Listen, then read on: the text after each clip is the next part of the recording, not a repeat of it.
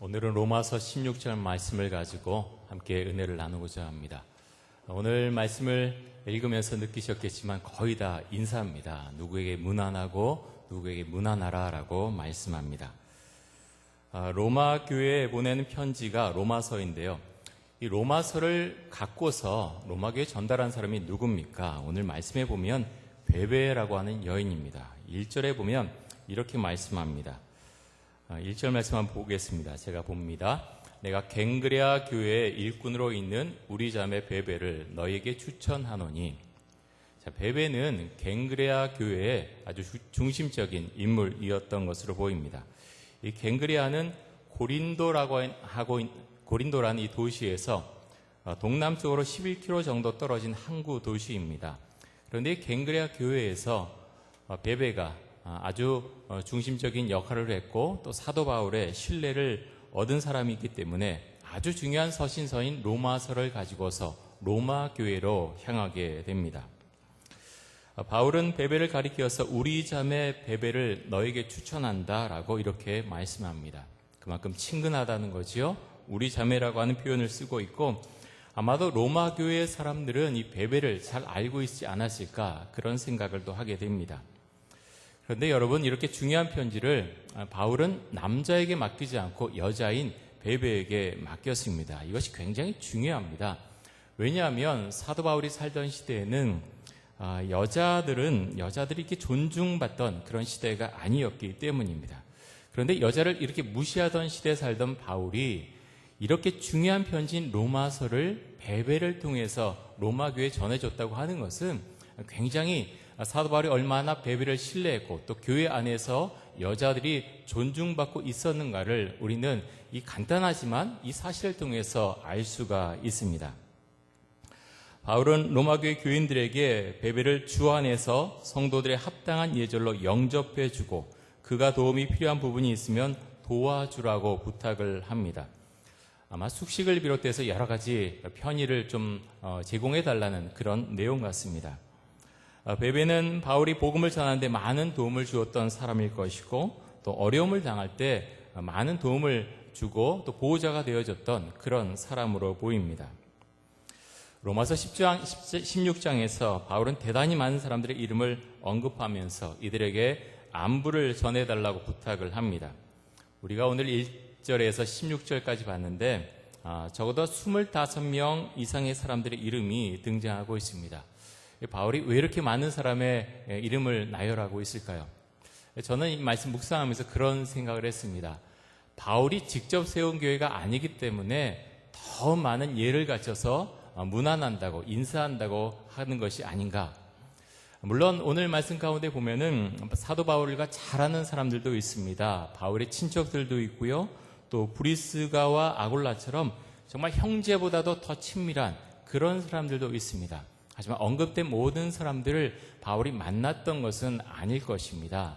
왜냐하면 바울은 로마 교회를 방문한 적이 없습니다. 로마를 방문한 적이 없었죠. 내가 가고자 한다라는 것을 계속 이야기하지만 로마 교회를 방문한 적은 없습니다. 하지만 아마도 많은 이야기를 듣지 않았겠습니까? 이 교회 내에서 이 사람은 이런 역할을 하고 이 사람은 중심적인 역할을 하고 어떤 사람이 지도자고 많은 이야기를 들었을 것이고 또 많은 기도를 했을 것입니다. 바울 당시에 교회들은요 대부분 가정교회였습니다. 우리 이천동교회 이 자리에 딱 자리 잡고서 주일이면 다 같이 이곳에 오지 않습니까? 근데 이 정도로 큰 교회가 로마에는 바울 당시에는 없었다는 거죠.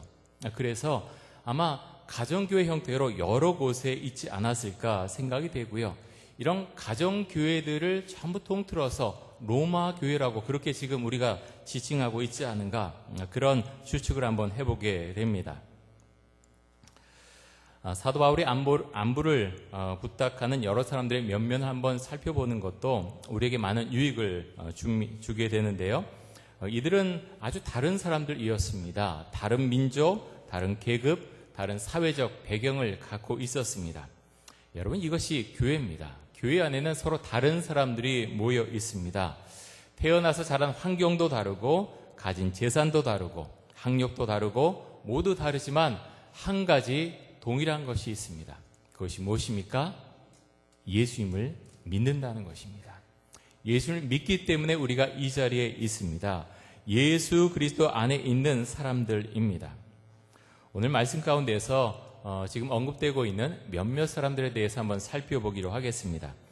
먼저 3절과 4절, 5절 말씀을 보겠습니다.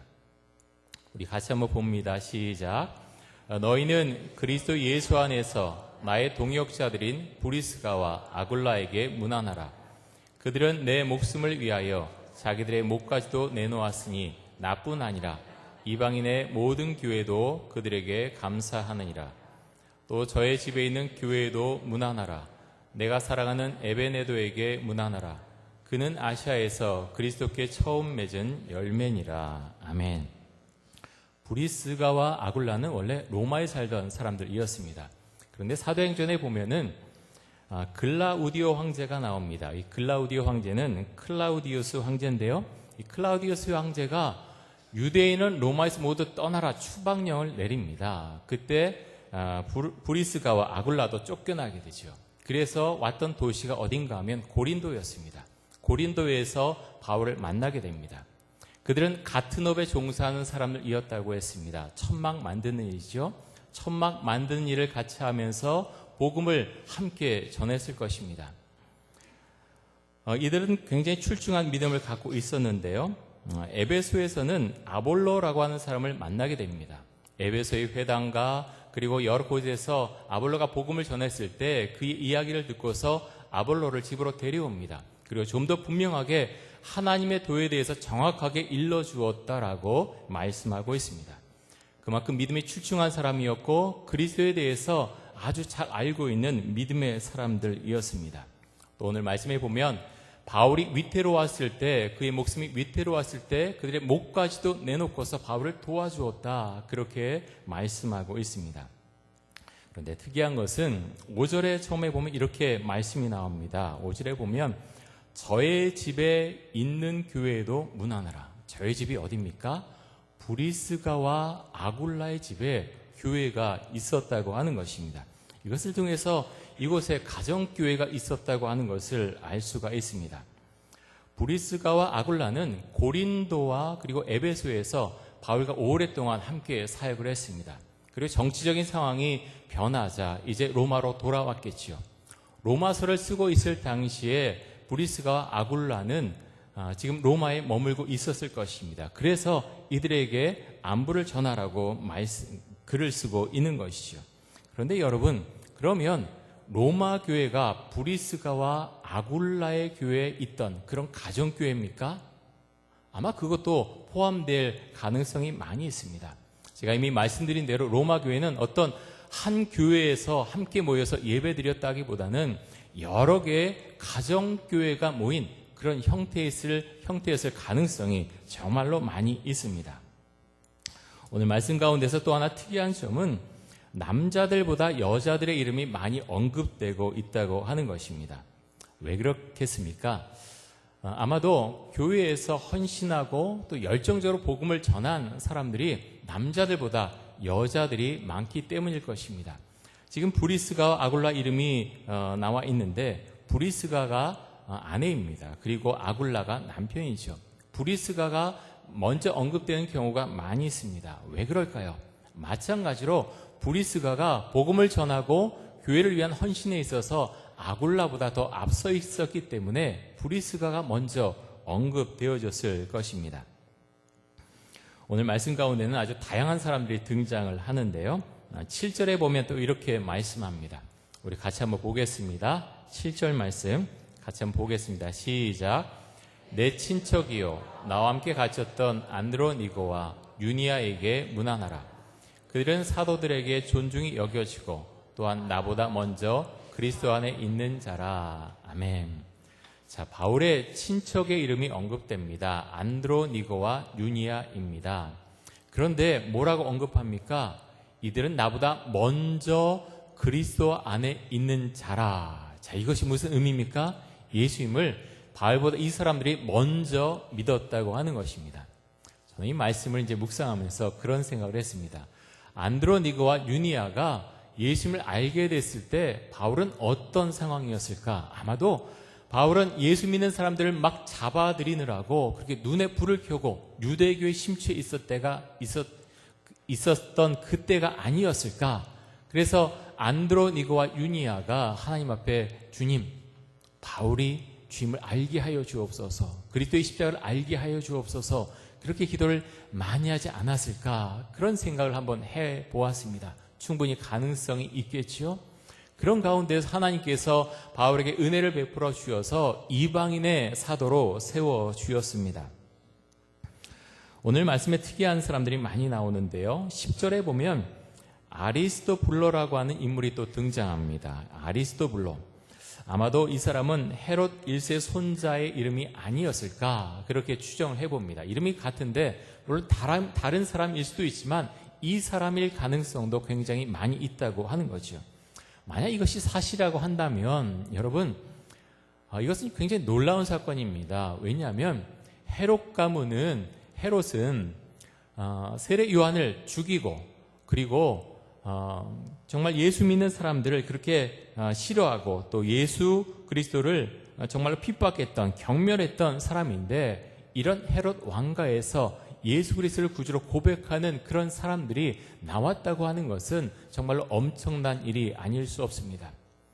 이런 말씀을 드릴 때마다 그런 고백을 하게 됩니다. 하나님, 우리가 저 사람은 정말 하나님을 믿을 사람이 아니야, 교회 올 사람이 아니야, 우리가 결코 단정지어서는 안 된다고 하는 것입니다.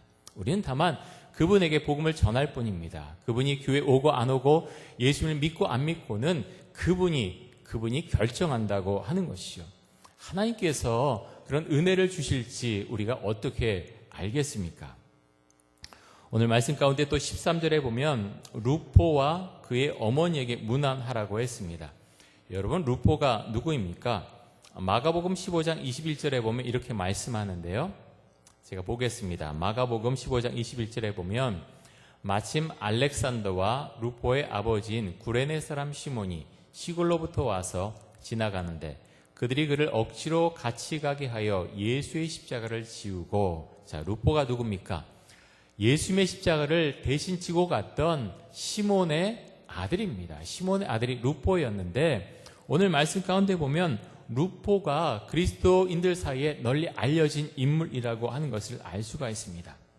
시몬은 아마 예수님의 십자가를 칠 때 예수님이 누구신지 잘 몰랐을 가능성이 굉장히 많습니다. 그런데 그렇게 얼떨결에 예수님의 십자가를 지고 갔지만 그의 집안 모두가 이제는 예수님을 믿는 사람이 되었다고 하는 것, 정말 놀라운 일이지 않을 수 없습니다. 오늘 말씀 가운데는 많은 사람들이 등장하는데요. 결론적으로 16절에 보면 이렇게 말씀합니다. 너희가 거룩하게 입맞춤으로 서로 문안하라. 너희가 거룩하게 입맞춤으로 서로 문안하라 라고 말씀합니다. 서로 인사라고 하는 거죠.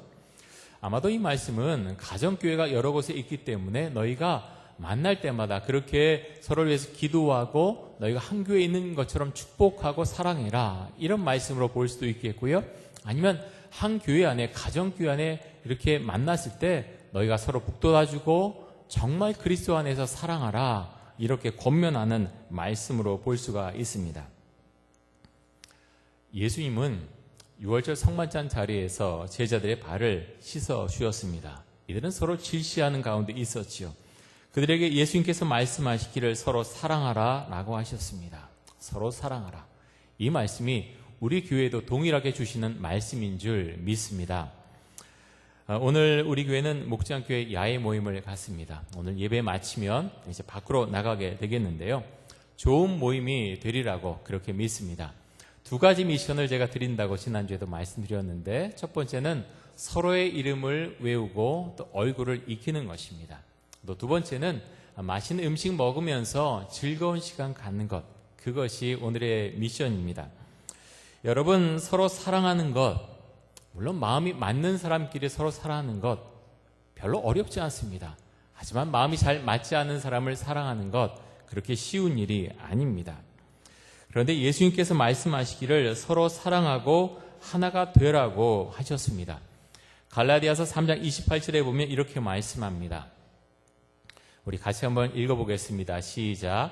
너희는 유대인이나 헬라인이나 종이나 자유인이나 남자나 여자나 다 그리스도 예수 안에서 하나이니라. 아멘. 여러분, 이 말씀이 짧은 말씀이지만 엄청난 말씀입니다. 왜 그렇습니까? 유대인은요, 이방인을 별로 상대하지 않았습니다. 이방인은 개라고 생각했습니다. 다시 말해서 별로 사람 취급하지 않았다는 거죠. 그런데 이런 유대인 그리고 헬라 이방이지요, 이 사람들이 예수 안에서 하나라고 그렇게 고백합니다. 어떻게 이럴 수 있습니까? 예수님을 믿기 때문에 이런 일이 가능하다고 하는 것입니다. 종이나 자유인이나 남자나 여자나 다 그리스도 예수 안에서 하나라고 했습니다. 남자, 여자가 이 시대에 어떻게 하나가 될 수 있습니까? 종이나 자유인이 어떻게 하나가 될 수 있습니까? 종과 주인이 하나가 되는 것, 이 시대에 사회상으로는 도저히 용납할 수 없는 일이었습니다. 그런데 이런 일이 예수님을 믿는 가운데서 일어났다고 하는 것입니다. 신약 성경에 있는 빌레몬서에 보면 바울은 주인인 빌레몬에게서 도망친 노예였던 오네시모를 빌레몬에게 돌려보냅니다. 그리고 편지를 보내면서 이렇게 이야기하지요. 이 오네시모는 내가 감옥 안에서 복음으로 낳은 아들이다. 감옥 안에서 복음으로 낳은 아들이다. 이렇게 전하고 있습니다. 그리고 빌레몬에게 권면하기를 이제 오네시모를 더 이상 종과 같이 노예와 같이 대하지 말고 형제로 대하라라고 말씀합니다. 여러분, 이것은 엄청난 일입니다. 한 집안에서 노예는요, 주인이 마음대로 할 수 있었습니다. 죽여도 아무도 아무 이야기를 하지 않았습니다. 물건처럼 취급되던 사람이 노예였습니다. 그런데 이제는 더 이상 노예로 대하지 말고 형제처럼 대하라고 사도 바울은 권면하고 있습니다. 어떻게 이런 일이 일어날 수 있습니까? 다른 이유가 없습니다. 예수님을 믿었기 때문에 이런 일이 가능했다고 하는 것입니다. 여러분, 우리가 이렇게 한 교회 안에 모여 있습니다. 그런데 한 교회 안에서 서로 사랑하는 것 쉽지 않습니다. 여러분, 오랫동안 한 구역, 예전에는 구역이었죠. 한 구역 안에 있으셨던 분들, 남성교회, 여전도회 그 안에 있으면서 많은 봉사 또 많은 만남을 가졌을 것입니다. 지금 우리는 목장교회인데요, 모든 관계가 잘 이루어져서 정말 그렇게 아끼고 사랑하는 관계 가운데 있는 분들도 계실 것입니다. 그런데 이런 것과는 좀 다르게 오랫동안 같이 있었는데 같이 일했는데 갈등할 수 있습니다. 그런 갈등이 증폭될 수도 있습니다. 그런데 예수님의 제자들도 그랬습니다. 교회 안에 있는 사람들만 그런 것이 아니라 예수님의 제자들도 그랬다는 거죠. 아니, 예수님이 지도자이고 3년 동안 예수님과 같이 있던 사람들이었음에도 불구하고 예수님께서 십자가에 못 박혀 죽으시기 전에 며칠 전까지도 서로 갈등하고 질시하고 내가 더 크다고 그렇게 주장하던 사람들이 예수님의 제자들이었습니다. 그런데 이들이 변하게 되지요. 예수님의 십자가 사건, 부활, 그리고 성령께서 그들의 심령 가운데 찾아오신 다음에 그들은 변하게 됩니다. 로마서 12장 5절에서 이렇게 말씀하십니다. 12장 5절에 보면 이와 같이 우리 많은 사람이 그리스도 안에서 한 몸이 되어 서로 지체가 되었느니라. 아멘. 여러분, 이것은 정말 놀라운 사건입니다. 어떻게 이런 일이 있을 수 있습니까? 다른 이유는 없지요. 예수님을 믿기 때문에 이런 일이 교회 안에서 일어나는 것입니다. 우리 교회에서는 목장교회 모임을 갖습니다. 서로의 신앙을 나누고 삶을 나누라고 늘 말씀을 드립니다. 그런데 이렇게 하는 것 쉽지 않을 것입니다. 그런데 왜 그렇게 하느냐? 정말 필요하기 때문에 그렇습니다. 예배만으로 우리의 신앙이 성장하는 데 한계가 있습니다. 내가 이런 예수님을 믿고 세상 가운데 어떻게 살고 있는지 함께 이야기를 나누고 함께 위해서 기도하며 함께 격려하는 것, 그것이 얼마나 아름다운 공동체의 모습인지 모릅니다. 앞으로 우리가 보완해야 될 점들이 많이 있습니다. 형제 목장교회도 더 많이 만들어 나가야 되겠고, 또 목장교회 안에서 여러 가지를 보완하고 또 많이 그렇게 개발해 나가야 될 것입니다. 제가 지난 주간에 그런 이야기를 들었습니다. 우리 교회에서 가까운 교회 중에 하나가 이제 온누리 교회죠. 그 하용조 목사님께서 근데 어느 세미나에서 이런 이야기를 하셨다고 합니다. 오늘의 교회에서 성도들이 손을 들고 찬양하는데 7년이 걸렸습니다. 아무리 강조해도 손을 들고 아무도 찬양하지 않았습니다. 1:1 제자 양육하는 것, 훈련하는 것 너무너무 힘들어서 내가 잘하고 있는 것일까? 관둘까? 포기하는 게 더 낫지 않을까? 그런 생각도 수도 없이 많이 하셨다고 말씀을 하셨습니다. 남자 구역장 세우는 것, 오늘의 교회는 순장입니다. 이제 순장을 세우는데 아무도 하지 않겠다고 했다고 합니다. 어떤 분은 만약 목사님이 나를 남자 순장으로 세우면은 더 이상 교회 나오지 않겠습니다. 그렇게 이야기하신 분들도 있었다고 합니다. 큐티하는 것 정말 오랜 시간이 걸렸다고 말씀을 하셨습니다. 그런데 이런 모든 것들이 지금 오늘의 교회 안에서는 자연스럽게 이루어지고 있다고 말씀을 하셨습니다. 저는 개인적으로 사실 이 말씀 들으면서 많은 위로를 얻었습니다. 참 오래 걸린다는 것이요. 뭔가 하나 조금 바뀌는 것, 그것이 쉽게 바뀌지 않습니다. 목장교회, 하나님께서 저는 우리 목장교회 가운데 많은 축복을 하실 거라고 분명히 그렇게 믿습니다. 많이 보완하고 개발해 나가고 우리 교회에 맞는 것을 맞춰 나가야 됩니다. 그럼에도 불구하고 하나님께서 우리 목장교회 가운데 많은 은혜를 부어주실 줄로 저는 그렇게 믿습니다. 3부 예배 아직 많이 활성화되지 않았습니다. 갈 길이 멉니다. 하지만 하나님께서 3부 예배 가운데도 하나님께서 축복하시고 은혜 주실 줄로 믿습니다. 다음 세대를 위한 사역 우리가 준비해 나갈 때 주님께서 분명하게 열매를 맺어 주실 것입니다. 우리가 성경 통독하고 큐티하고 기도하고 여러 모임 준비하고 갖고 있는 것 작아 보이지만 적은 것 같지만 하나님께서 그것을 통해서 열매를 맺어 주실 것입니다. 우리 교회 가운데 은혜를 내려 주실 것입니다. 저는 그렇게 믿습니다. 우리 함께 기도하고 그렇게 아름답고 멋진 교회를 우리가 함께 만들어 갈 수 있기를 간절히 원합니다. 요한복음 4장 7절과 8절 말씀 우리 같이 한번 읽고 말씀을 맺도록 하겠습니다. 우리 같이 한번 읽습니다. 시작. 사랑하는 자들아 우리가 서로 사랑하자. 사랑은 하나님께 속한 것이니 사랑하는 자마다 하나님으로부터 나서 하나님을 알고 사랑하지 아니하는 자는 하나님을 알지 못하나니 이는 하나님은 사랑이심이라. 아멘. 우리 동성으로 같이 기도하겠습니다. 이 시간에 기도할 때 하나님 그리스도 안에서 우리가 서로 사랑하고 하나가 되게 하여 주옵소서. 성령 충만케 하여 주옵소서. 오늘 있을 목장교회 야외 모임 가운데도 함께 하여 주옵소서. 우리 동성으로 함께 기도하겠습니다.